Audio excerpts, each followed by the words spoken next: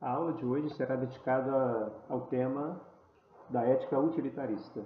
Então, só para recordar brevemente, a ética ocidental ela pode ser classificada em duas grandes correntes: as éticas materiais e as éticas formais. Nós já estudamos no primeiro e segundo anos a ética aristotélica, que é uma ética material, e estudamos também a ética epicurista, ou epicureia, que é a ética do helenismo, que também é uma ética material.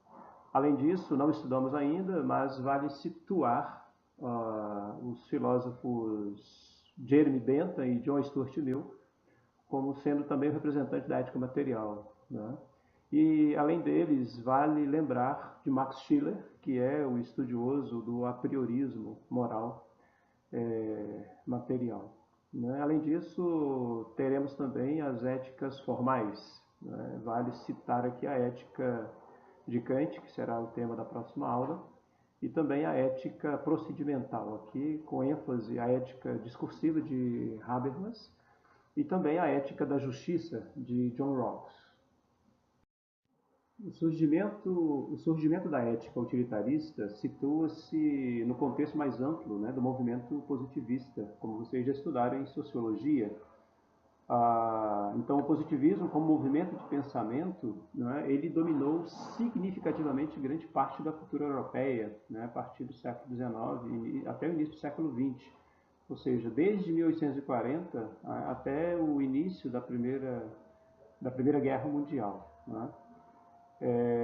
E aí tem os seus representantes em vários países. Na França, o grande defensor foi Auguste Comte. Na Inglaterra, o Herbert Spencer e também John Stuart Mill.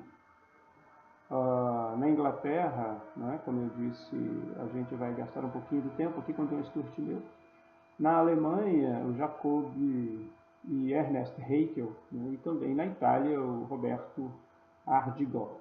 Então é muito importante que prestemos atenção de como é que ele aparece no Reino Unido, ou ali naquela região da Inglaterra, de modo especial, de onde surgirá essa ética utilitarista. A ênfase do positivismo nessa região será a tradição empirista, evolucionista e utilitarista. É daí que partiremos, e é aí que se situa o nascedouro dessa ética utilitarista. E todos sabem que o positivismo defende o primado da ciência, como única forma de conhecimento válido. E o único método para adquirir conhecimento é o método das ciências naturais, que é a tentativa de buscar as leis causais para que se controle os fatos, sobre os quais ela se debruça. E é curioso notar que esse método das ciências naturais também foi aplicado ao estudo da sociedade, logo no início da sociologia. Ok? Então, é importante que tenhamos em vista esse contexto para a gente compreender, digamos assim, as afirmações principais dessa ética. E aqui vale lembrar que, antes de entrar propriamente na ética, ela tem alguns antecedentes. Aqui a gente traz o Bernard de Mandeville, que nasceu em Roterdão, filósofo, médico, economista, político muito importante. Ele já vai antecipar de alguma maneira aquilo que a gente chama de pressuposto dessa ética utilitarista. De Bernard de Mandeville, vale lembrar da sua grande obra, que fez muito sucesso, teve várias edições e muitíssimos comentários, a obra Fábula das Abelhas, que inclusive tem edição portuguesa. O que ele defendia? O princípio da propriedade. E aqui a gente está falando já do contexto também de surgimento do liberalismo, que precisava aí de uma teoria filosófica, de uma teoria ética que lhe desse fundamento. Então, que a propriedade seja garantida de maneira inviolável, e que todos os homens tenham iguais privilégios e que nenhum corpo sofra para agir, e que todo corpo pensa aquilo que lhe agrada. Então, ele inaugura o que nós denominamos de liberalismo individualista, na contramão do coletivismo igualitário, aí de vários movimentos religiosos antigos e medievais, como os cátaros, valdenses e anabatistas. Valeria a pena fazer uma pesquisa, né, sobre a identidade desses movimentos. Em geral, eles têm uma ênfase aqui naquilo que se denominou chamar de preocupação social do Evangelho, né? Então aqui você tem aí um conflito, né, digamos assim, de perspectiva teórica e de perspectiva ética, né? E aqui já na fábula das abelhas apresenta-se o útil como sendo um valor, né? Por isso que é uma ética material, né? E o agir humano é movido pelas leis econômicas, por aquilo que se denominará posteriormente de egoísmo ético. Egoísmo aqui não no sentido, digamos, religioso, pejorativo, mas no sentido de que a minha ação é movida por interesses de salvar-se ou de salvar o grupo, ou de buscar aquilo que é mais agradável ao grupo, ou aquilo que é mais útil ao grupo. Outro antecedente muito importante foi o Francis Hutcheson, né? Foi um eminente teólogo presbiteriano e também um filósofo que exerceu bastante influência sobre Adam Smith. Bom, todos se recordam do pessimismo hobbesiano, de que, antropologicamente falando, nós somos seres maus por natureza, né? Estamos em estado de guerra uns contra os outros. Então, na contramão de Hobbes, embora em comunhão de alguma maneira com ele, né, porque de fato há uma imperfeição na natureza humana, né, o Francis Hutcheson acredita que a sociedade pode fundar-se também sobre a justiça e a bondade, que também são constitutivos do ser humano. E é dele essa frase que reaparecerá mais tarde, né, de que a maior felicidade para o maior número de pessoas deve ser o compromisso da ética utilitarista, né? E que vai definir a melhor ação. Qual é a melhor ação? É a ação que proporciona a maior felicidade para o maior número de pessoas. Então essa frase reaparece em Beccaria e também em Jeremy Bentham.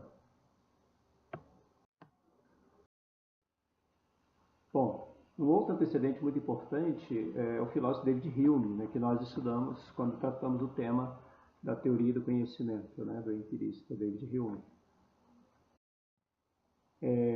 Segundo ele, a moralidade não é determinada pela razão, né? A bem verdade que compete à razão definir o que é verdadeiro, o que é falso, né? Se recordarmos da lógica aristotélica, né, é discutir aquilo que ele chama de princípio da identidade, da não contradição, do terceiro excluído. Mas no campo da ética, a razão não apita, digamos assim, né?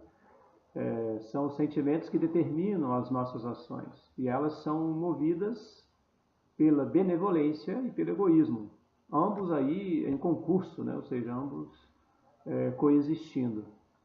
E essa coexistência busca os interesses da humanidade, né? E esses interesses são reconhecidos pela sensação, vale grifar, né, de prazer que é suscitada em nós. E é uma frase dele bastante importante. Ninguém é absolutamente indiferente à felicidade ou à infelicidade dos outros. A tendência natural da felicidade é buscar e provocar o prazer, e da segunda, da infelicidade, é provocar a dor. Então aqui é uma marca muito importante que vai caracterizar a ética utilitarista, né? Busca do prazer e evitar a dor. Esse será o compromisso, ou uma marca muito importante da ética utilitarista. Então, buscar o prazer e evitar a dor. É isso que propunha David Hume. Mas podemos nos perguntar, não haveria aí um conflito, né, entre o interesse público e o interesse privado? Né? Não há divergência? Né? Hume acreditava que não. Por quê? Porque, segundo ele, os homens começam sempre por sentir a utilidade de determinada ação para si próprios. É isso que nós chamamos de egoísmo, né, anteriormente. E, em seguida, os seres humanos acabam por reconhecer a sua utilidade geral para os outros, né, para a sociedade. Então, não há contradição. Então, toda vez que eu busco egoisticamente o bem para mim, automaticamente eu estou buscando o bem para os outros. Ou seja, os outros se utilizarão, né, da minha busca, do resultado da minha busca. E segundo ele, o Estado se fundamenta sobre este sentimento de utilidade pública, né?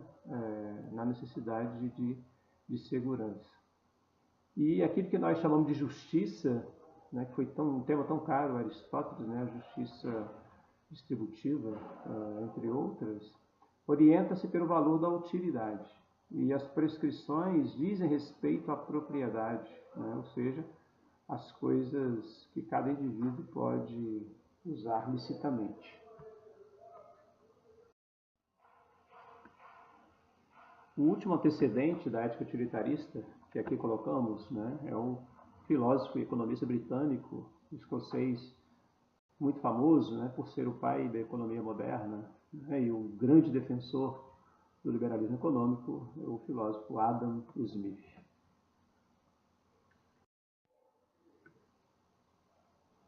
Talvez, diferente de Aristóteles, né, que dizia que nós somos seres naturalmente sociais, né, um otimismo, Adam Smith diz que nós somos naturalmente dirigidos pelo egoísmo.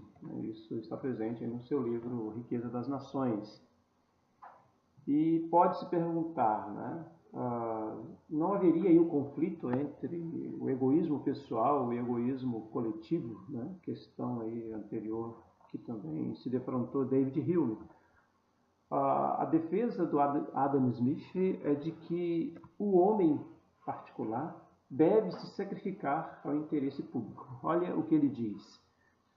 Por mais egoísta que se suponha o homem, evidentemente há princípios em sua natureza que o fazem interessar-se pela sorte dos outros e considerar a felicidade deles necessária para si mesmo, embora ele nada extraia disso, senão o prazer de assistir a ela. Esse fragmento foi retirado do livro dele, né, Teoria dos Sentimentos.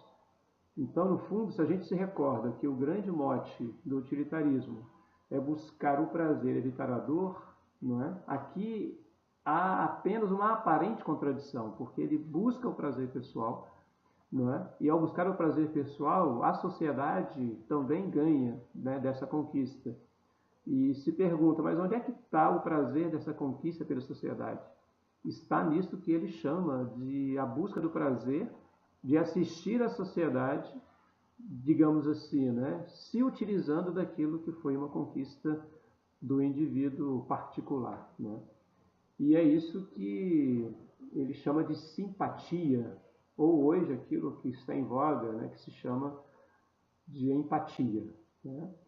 Que é algo equivalente ao princípio da benevolência do David Hume. E ainda afirma o Adam Smith, é preciso mostrar ao indivíduo que é do seu interesse pessoal entrar numa relação de troca, né? E nessa relação ele ganhará mais com isso do que se fechar e se recusar a negociar com as demais pessoas, né? Então, mais uma vez aqui, essa tese de que todos os homens são naturalmente dirigidos pelo egoísmo.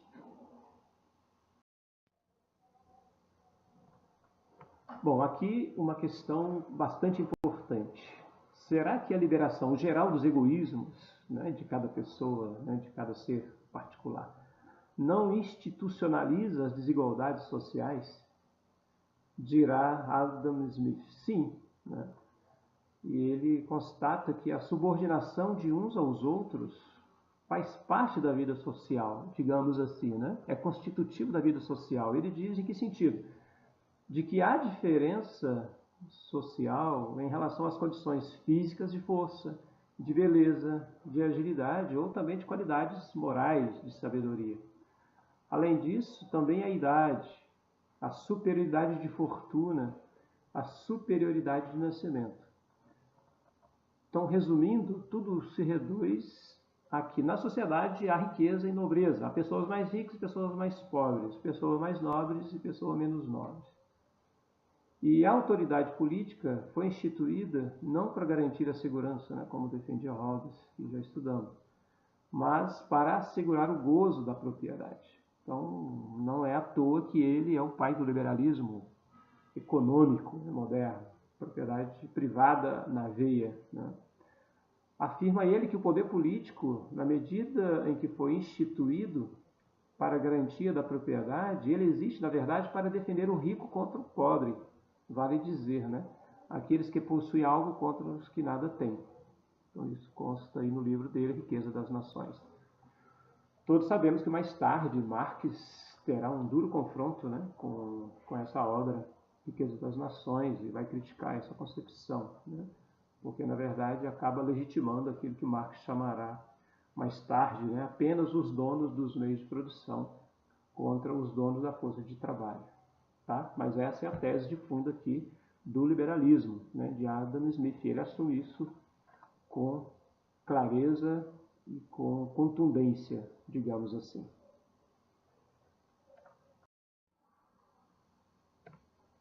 Bom, chegamos aqui aos representantes e defensores, né, da ética utilitarista.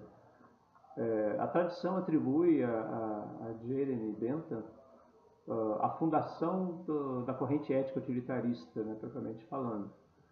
E qual é o pilar, né, dessa ética? É a busca da máxima felicidade possível para o maior número possível de pessoas. Né? Se a gente pensa em política pública, né, no Estado como o Estado brasileiro, se você pensa no SUS, Sistema Único de Saúde, né, ele devia atender a todos, mas na prática, em contextos de crise, ele atende o maior número possível de pessoas. Né? Então, podemos dizer, ou pode-se dizer que, de alguma maneira, vivemos essa ética na prática. Né?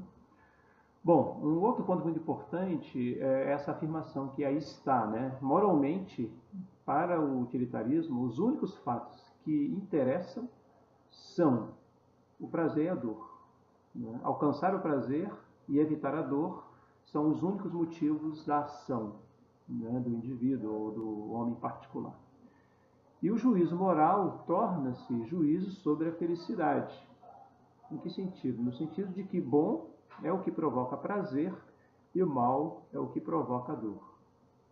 Então, na moral utilitarista, o indivíduo sempre persegue aquilo que julga ser a sua felicidade, ou o estado de coisas em que se dê maior felicidade e a ausência de dor ou a mínima dor possível. Né? É o que se convencionou chamar de hedonismo calculado, né? Que leva em conta, na escolha dessas ações que provocam a felicidade, a duração do prazer, a sua intensidade, a certeza de que ele se faz exatamente presente, né? A proximidade, e também a capacidade de produzir outros prazeres e, por tabela, a ausência de consequências dolorosas, né, que se segue. E nesse sentido, para relembrar aqui das escolas helenistas, né, quem é o sábio? Né? Nesse caso, o sábio, para essa ética utilitarista, né, materialista, sábio é aquele que sabe renunciar a um prazer imediato em prol de um prazer imediato melhor, mais à frente. Né? Ou seja, você busca o prazer, só que numa escala hierárquica. Né? O prazer maior está adiante e compensa, né, abrir mão do prazer mais imediato. Bom, aí está o Jeremy Bentham, né? Foi um filósofo e jurista muito importante. E um dos últimos ministros a propor a construção do sistema de filosofia moral. Então ele influenciará o Stuart Mill e o John Stuart Mill. Stuart Mill é pai de John Stuart Mill. Né? Então o pai de John Stuart Mill, foi também dos grandes defensores da ética utilitarista. Então dizia ele aí na sua biografia, né, feita pelo filho, é por fins egoístas que surge o altruísmo. Mas isso não significa que o altruísmo não tenha valor em si mesmo. E diz ainda que a ideia de um prazer excitará a ideia da ação, que é a sua causa. E quando existe a ideia, a ação deve prosseguir. É o que se convencionou chamar de princípio do associativismo, né? Entre a ideia e a ação. Isso lembra um pouquinho também a tese lá do intelectualismo socrático, né? Se eu sei o que é o bem, eu faço. Se eu não o faço, é porque eu não o conheço. Então, nesse caso aqui, né? Se eu sei o que é o prazer, eu busco, né? E se eu busco, é porque de fato ele poderá se efetivar em mim.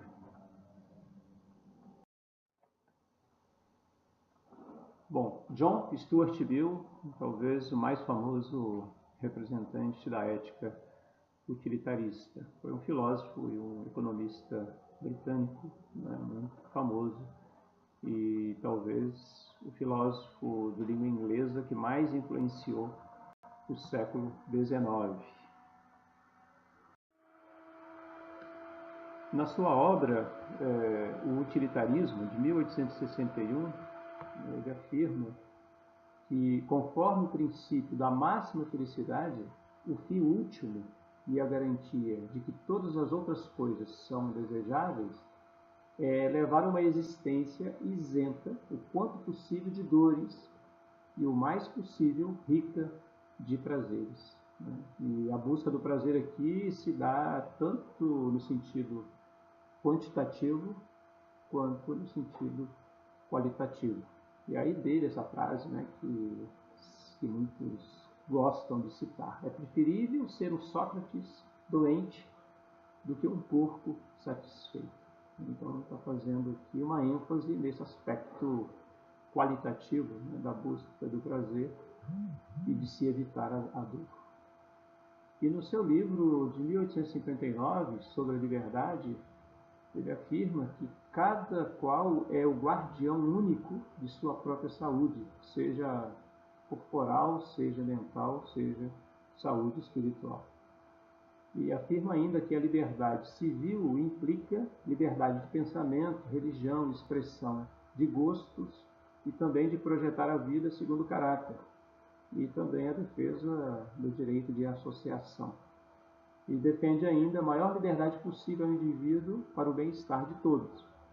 Então, se a gente olha o preâmbulo da Constituição Federal Brasileira, né, esses valores estão lá estampados, né, esses valores que são liberais.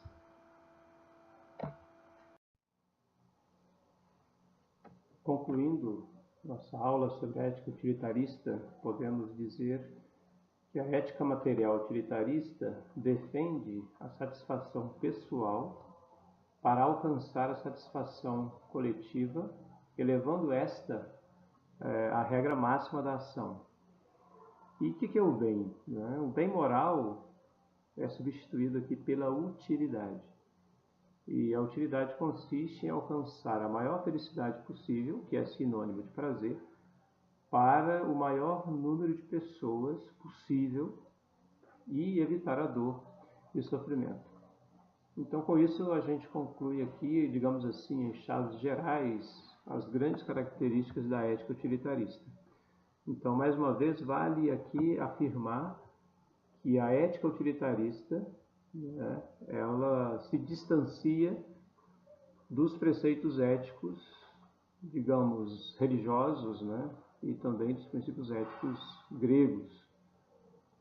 Ou seja, assim como Maquiavel rompeu com a ética filosófica, como a ética cristã, e fundou o campo da política como um campo próprio, que tem suas próprias regras, né? Assim também a ética utilitarista criou suas próprias regras, rompendo com os preceitos éticos, né, dos demais setores, né, da vida social, então da religião, da filosofia grega, romana, medieval, e criou suas próprias regras, centrando-se no princípio da utilidade. Tá bom? Até a próxima aula, e na próxima trataremos da ética kantiana.